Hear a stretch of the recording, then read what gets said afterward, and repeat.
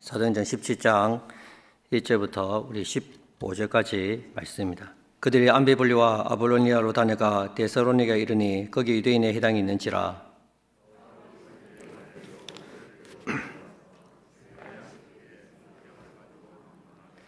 뜻을 풀어 그리스도가 해를 받고 죽은 자 가운데서 다시 살아나야 할 것을 증언하고 이르되 내가 너에게 전하는 이 예수가 곧 그리스도라 하니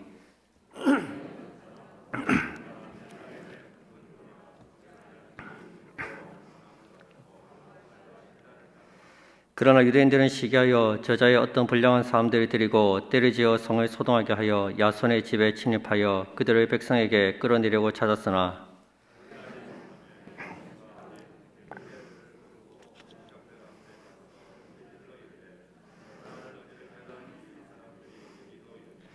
야손이 그들을 맞아들였도다. 이 사람들이 다 가이사의 명을 거역하여 말하되 다른 임금 곧 예수라 하는 이가 있다 하더이다 하니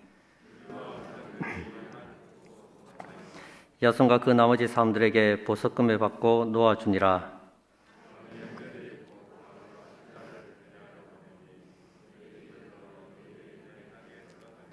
베레아에 있는 사람들은 데살로니가에 있는 사람들보다 더 너그러워서 간절한 마음으로 말씀을 받고 이것이 그러한가 하여 날마다 성경을 상고함으로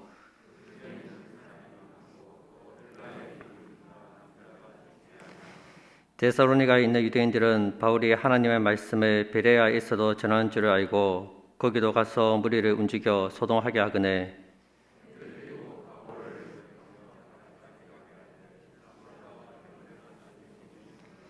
다 같이 읽겠습니다. 바울이 인도하는 사람들이 그를 데리고 아덴까지 이르러 그에게서 실려와 디모데를 자기에게로 속히 오게 하라는 명령을 받고 떠나니라. 아멘. 우리 계속해서 바울의 2차 전도 여행을 한번 살펴봤으면 좋겠습니다. 16장에서 바울은 유럽의 첫 번째 도시인 빌립보에서 이제 복음을 다 전하고 그 다음 또 다른 장소로 이동을 합니다. 본문은 바울의 2차 전도 여행 중에 데살로니가 지역과 그리고 베레아 지역에서 복음을 전한 이야기가 기록되어 있습니다. 16장에서 바울은 빌립보에서 복음을 전하면서 여러 가지 사건들을 경험하게 됩니다.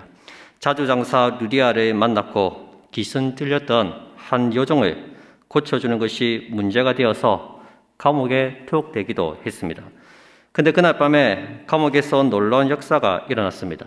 큰 지진이 일어났고 감옥 문이 열리고 매였던 쇠사슬이 풀리는 기적 같은 일들이 일어난 것입니다. 바울은 얼마든지 도망칠 수 있는 상황이었지만 도망가지 않았습니다. 이 일을 통해서 간수와 그의 가족들을 구원하게 되는 놀라운 밤을 경험하게 됩니다. 그렇게 바울 일행은 감옥에서 풀려나게 되고 더 이상 빌립보 지역에 머무를 수 없게 되었습니다. 바울이 전한 복음을 반대하는 자들이 있었기 때문입니다.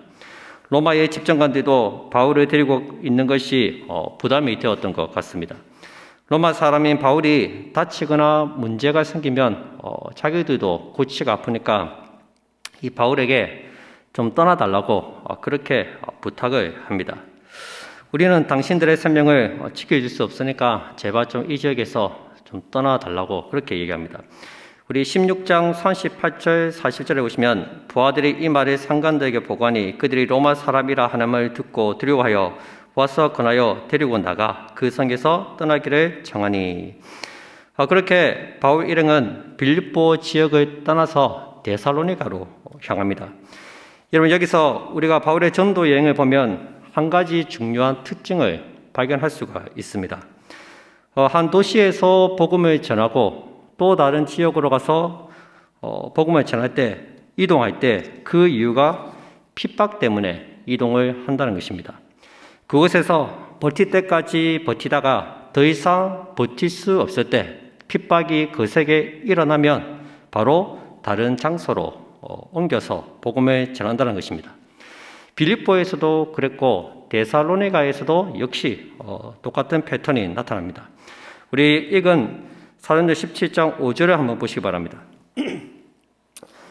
그러나 유대인들은 시기하여 저자의 어떤 불량한 사람들을 데리고 때를 지어 성을 소동하게 하여 야손의 집에 침입하여 그들의 백성에게 끌어내려고 찾았으나 이 데살로니가에서 복음을 전하자 성령의 역사가 일어났습니다. 이를 본 유대인들이 시기에서 불량배를 동원해서 바울과 실라를 잡으려고 했습니다. 그래서 어쩔 수 없이 이 바울과 실라가 데살로니가를 떠나 그 옆에 있는 베레아로 갑니다. 이 베레아에 가서도 열심히 복음을 전했습니다. 근데 그곳에서도 무슨 일이 있었습니까? 13절을 보시기 바랍니다. 데살로니가에 있는 유대인들은 바울이 하나님의 말씀을 베레아에서도 전하는 줄을 알고 거기도 가서 무리를 움직여 소동하게 하거늘. 이 데살로니가에서 바울을 괴롭혔던 사람들이 베레아까지 찾아왔던 것입니다. 그곳에서도 무리를 성동해서 소란을 피웠습니다. 그래서 어쩔 수 없이 바울 일행은 베레아를 떠나서 아덴으로 이동을 하게 됩니다. 15절입니다. 바울을 인도하는 사람들이 그를 데리고 아덴까지 이르러 그에게서 실라와 디모데를 자기에게로 속히 오게 하라는 명령을 받고 떠나니라. 보시면 이 바울이 한 지역에서 열심히 복음을 전하다가 다른 지역으로 이동할 때 그냥 이동하지 않습니다.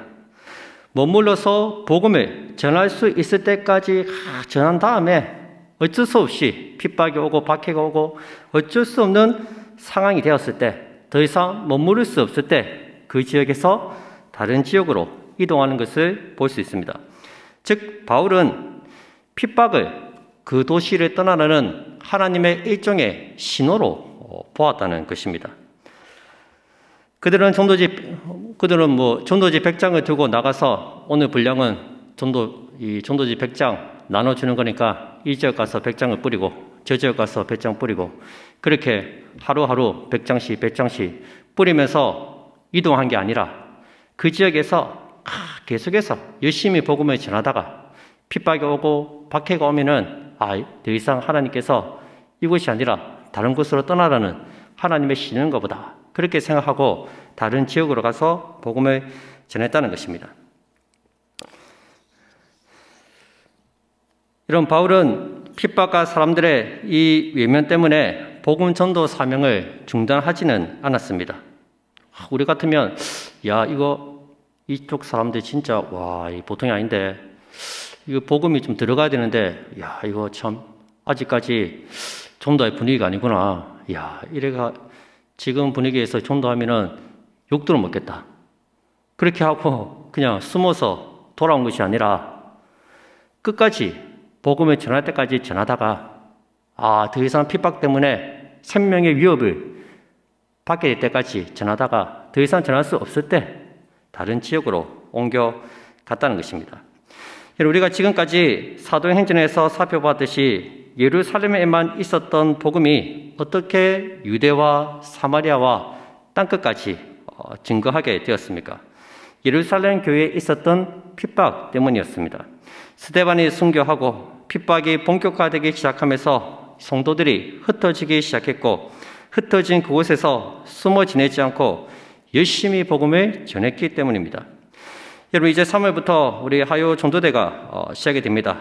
지금 오미크론이 폭증하고 하루에 오늘 보니까 20만 명 정도 나온 것 같은데 이 시기에 복음을 전하다니 참 너무 유효한 것은 아닐까. 분명히 사람들이 싫어할 것이 분명합니다. 그래도 우리는 가서 전해야 합니다. 어떠한 핍박과 박해를 받든 하나님의 복음을 증거해야 된다는 것입니다.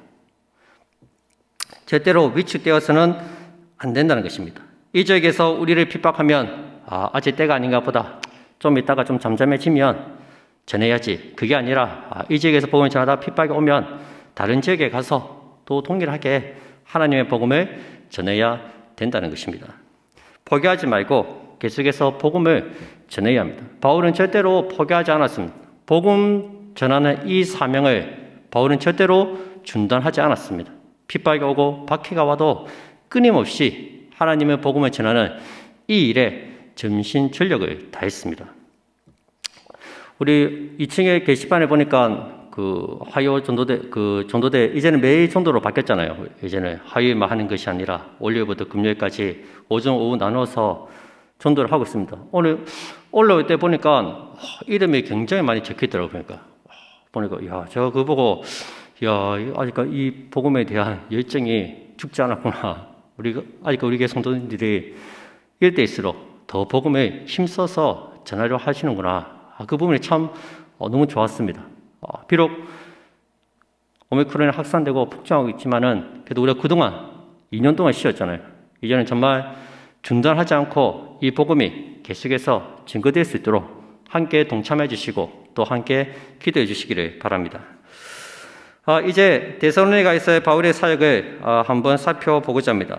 본문 17장은 데살로니가에서의 사역과 베레아에서의 사역이 기록되어 있습니다. 우리 1절 말씀입니다. 함께 1절을 읽도록 하겠습니다. 시작. 그들이 암비볼리와 아볼로니아로 다녀가 데살로니가에 이르니 거기 유대인의 해당이 있는지라. 아멘. 바울은 데살로니가에 있는 유대인의 해당에서 복음을 전했습니다. 여기가 빌립보 지역이면 그 옆이 이제 암비볼리고 그 밑이 아볼로니아고 그 다음에 데살로니가 베레아 이렇게 순서대로 되어 있습니다. 근데 보시면 빌립보에서 암비볼리와 아볼로니아는 그냥 지나갔고 제가 보기에는 그냥 지나간 것 같습니다. 복음을 전하지 않고 지나갔고 데살로니가에서 복음을 전한 것 같습니다.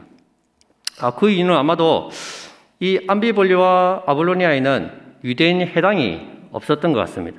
유대인의 해당이 없으니까 바울은 데살로니가에 있는 유대인의 해당에서 복음을 전한 것입니다. 항상 바울은 전략적으로 많은 사람들이 모일 수 있는 곳, 짧은 시간에 많은 사람들에게 효과적으로 복음을 전할 수 있는 곳에서 복음을 전했습니다. 거기가 이제 유대인의 해당이죠.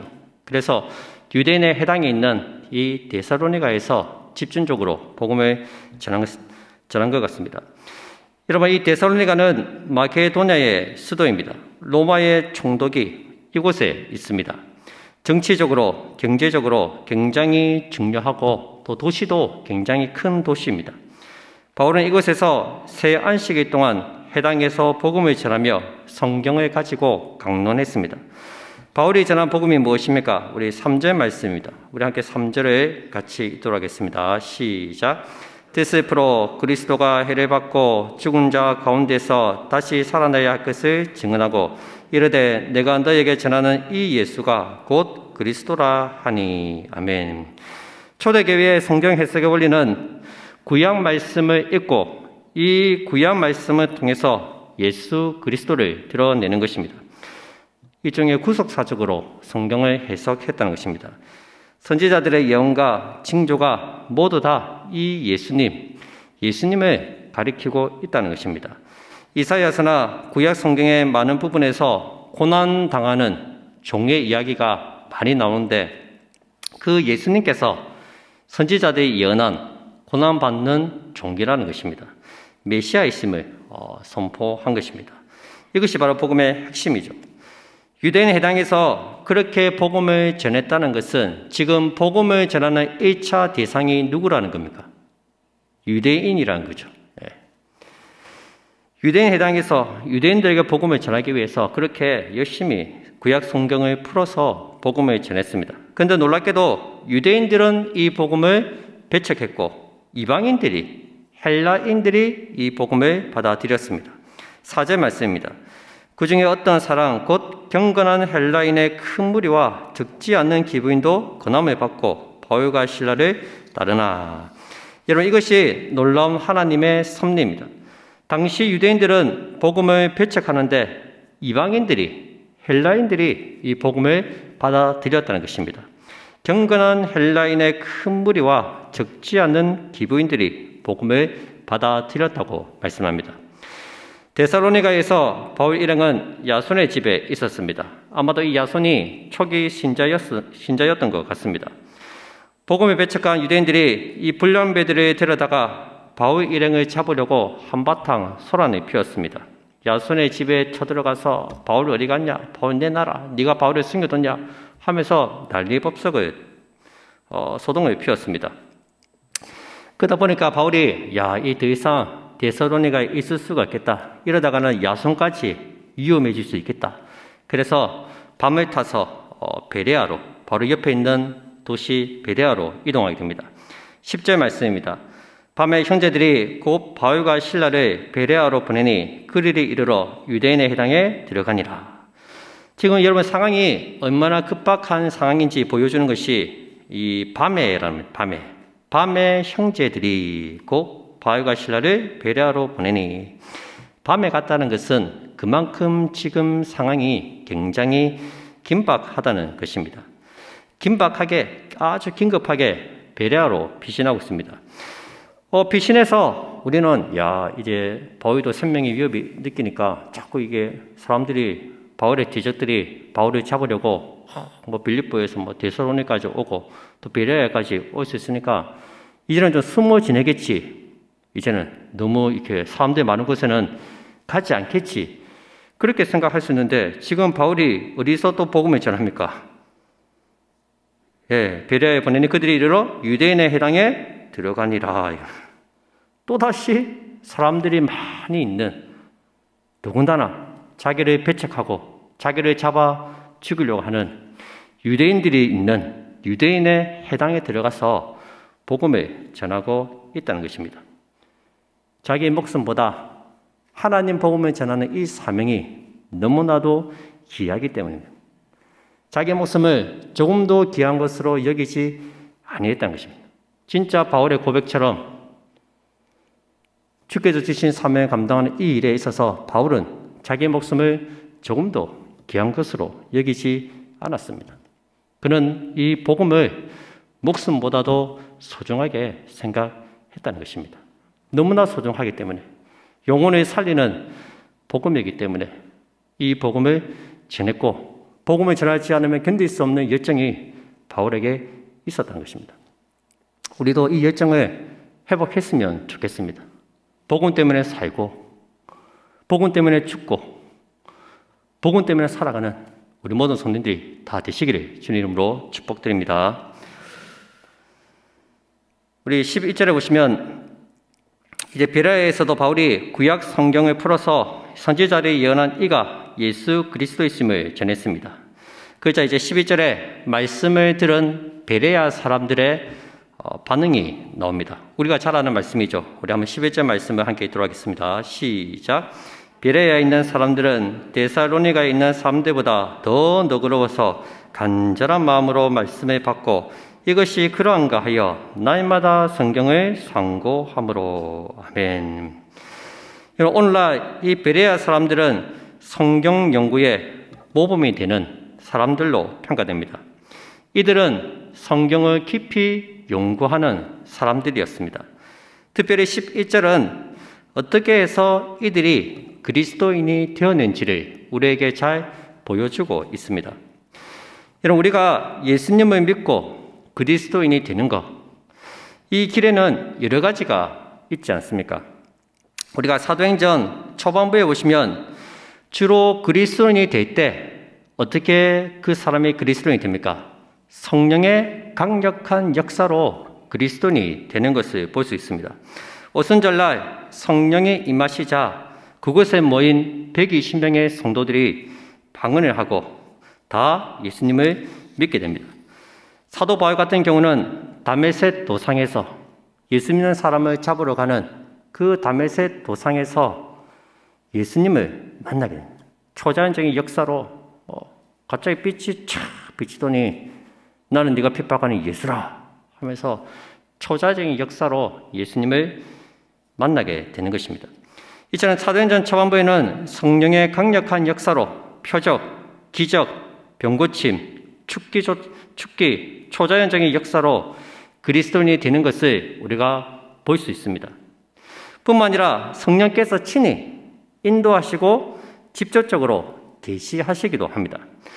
빌립 같은 경우에는 성령께서 사마리아로 내려가라 그렇게 말씀하셨습니다. 고넬료와 베드로에게는 환상으로 말씀해 주셨습니다. 바울에게는 마게도냐의 환상을 보여주셔서 이리 와서 우리를 도우라, 건너와서 우리를 도우라 그렇게 환상을 보여주셔서 바울 일행을 이 지역으로, 마게도냐 지역으로 인도하셨다는 것입니다. 성령을 통해서 하나님의 손길이 분명하게 느껴지도록 일하시고 인도하셨습니다. 그런데 오늘 본문 말씀을 보시면 성령의 역사보다는 말씀 속에서 하나님께서 일하시는 모습을 우리는 발견하게 된다는 것입니다. 베레아 사람들이 성경을 연구하는 모습을 보면서 이제는 하나님께서 말씀을 통해서 그리스도인이 되게 하시고 말씀으로 역사하시고 말씀으로 인도하시는 것을 우리는 볼 수 있다는 것입니다. 다시 11절 말씀해 보시면 베레아 사람들은 데살로니가에 있는 사람들보다 더 너그럽다고 말합니다. 너그럽다는 말은 고상하다, 품격이 있다는 의미입니다. 여러분, 예수 믿는 사람들이 어떻게 믿을 때 저 사람 참 고상하다, 저 사람 참 품격 있다, 그렇게 말할 수 있을까요? 바로 하나님 말씀을 소중하게 여기고 깊이 연구할 때 사람들이 봤을 때 참 그게 고상해 보이고 품이 있어 보인다는 것입니다. 그리고 베레아 사람들은 간절한 마음으로 말씀을 받았다고 합니다. 여기서 간절하다는 것은 열정적으로 말씀을 받았다는 의미입니다. 말씀을 받을 때 뜨거운 마음으로, 사모하는 마음으로, 기대하는 마음으로 오늘 나에게 주시는 하나님의 말씀은 무엇일까? 하나님께서 내가 어떻게 살기를 원하실까? 거기에 대한 기대감을 가지고 하나님의 말씀을 읽고 듣고 묵상했다는 것입니다. 말씀에 대한 사모함과 간절함이 있었습니다. 마지막으로 이것이 그러한가 하여, 여기서 이것이란 말은 예수 그리스도의 고난과 부활 사건을 가리킵니다. 베레아에서도 마찬가지로 바울은 예수님의 십자가에 대해서 복음을 전했을 겁니다. 구약시대 선지자들이 예언했던 고난받는 종, 그가 바로 예수 그리스도시다. 그분이 바로 십자가 달려 돌아가시고 3일 만에 부활하셨다. 그 예수님에 대해서 전했고, 이 성도들은 이것이 과연 그런가? 정말 예수님께서 우리가 기다리고 기다리던 메시아란 말인가?